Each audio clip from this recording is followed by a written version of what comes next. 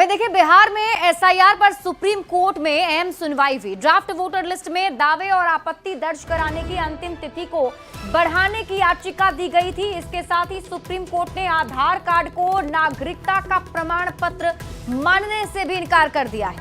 वकील प्रशांत भूषण ने आधार को नागरिकता का प्रमाण के रूप में स्वीकार करने की अपील दी थी।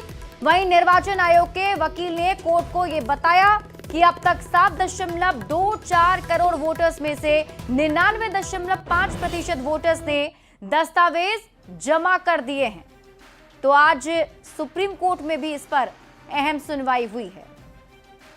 शेष मतदाता सूची पुनरीक्षण से जुड़े मामले में सुप्रीम कोर्ट में आज महत्वपूर्ण सुनवाई हुई है। किस तरह से आज सुप्रीम कोर्ट में तमाम दलीलों को रखा गया, इसको समझते हैं। क्लब दुबे हमारे साथ में हैं। त्रिवेदी, आज किस तरह से तमाम बातों को आज कोर्ट के सामने रखा गया, इसके बारे में? देखिए, दो मूल बातें हुई हैं आज। एक था आधार का कवरेज और दूसरा था टाइमलाइन का एक्सटेंशन। दोनों ही चीज़ रिजेक्ट कर दी गई हैं कोर्ट से। प्रेयर थी कि टाइमलाइन को एक्सटेंड करना चाहिए क्लेम्स एंड ऑब्जेक्शंस के लिए। कोर्ट ने नोट किया है कि 1 सितंबर के बाद भी लोग जिनको क्लेम एंड ऑब्जेक्शन फाइल करने हैं वो अपना फाइल किया जा सकता है और उनका नाम इलेक्शन के रोल में, फाइनल रोल में इंक्लूडेड होगा।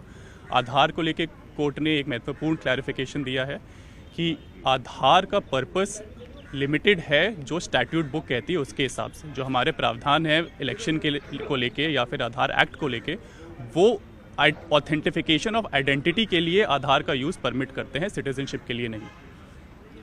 आधार का मसला तो पहले भी क्लियर किया जा चुका था कि नहीं, इसको आप पहचान के लिए आप कर सकते हैं, नागरिकता का वो संबंधित दस्तावेज नहीं है।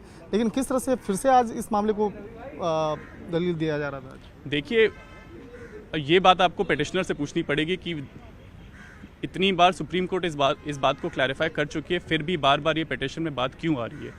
हो सकता है उनका मोटिव ये है कि किसी तरीके से आधार का इंटीग्रेशन और बढ़ता चला जाए तो आने वाले टाइम पे शायद उसका कवरेज ये लोग आर्ग्यू कर पाएँ कि एलिजिबिलिटी डॉक्यूमेंट ही बन गया है अब तो आधार, और प्रेसिडेंट के रूप में इसको स्वीकार किया गया है। तो वो चीज़ आज सिरे से खारिज कर दी गई है सुप्रीम कोर्ट। नेक्स्ट सुनवाई 8 तारीख की इस मामले में अगली जो सुनवाई है 8 सितंबर को होना है। और जिस तरह से बिहार मतदाता सूची पुनरीक्षण से जुड़े मामले में जिस तरह से तमाम दलील कोर्ट के सामने रखा गया और कहा गया, जिस तरह से इस मामले पर 8 सितंबर को जब इस मामले में सुनवाई होगी तो उस मामले में कुछ नए जो पहलू हैं, जो नए इनपुट जो हैं बकायदा वो कोर्ट के सामने रखे जाएंगे। लेकिन देखा जाए जिस तरह से इस मामले में आधार का जो मसला है वो लगातार पिछली सुनवाई के दौरान में लगातार इस मामले को लेकर चर्चा का केंद्र बना रहा है। और हालांकि इस मामले में कोर्ट पहले भी स्पष्ट कर चुका है कि वो आधार जो है एक पहचान का आपका दस्तावेज हो सकता है, लेकिन नागरिकता संबंधी दस्तावेज नहीं है। लेकिन इस मामले में किस तरह से अब आगे की सुनवाई होगी, देखना लाजमी होगा। इस बीच आपको बड़ी खबर बताते हैं, निर्वाचन आयोग ने जारी किए हैं एसआईआर के आंकड़े, जिसमें निर्वाचन आयोग की तरफ से जानकारी दी गई है कि राजनीतिक दलों की तरफ से 144 दावे और आपत्तियां दर्ज कराई गई हैं। आज एसआईआर पर दावे और आपत्ति दर्ज कराने का आखिरी दिन है।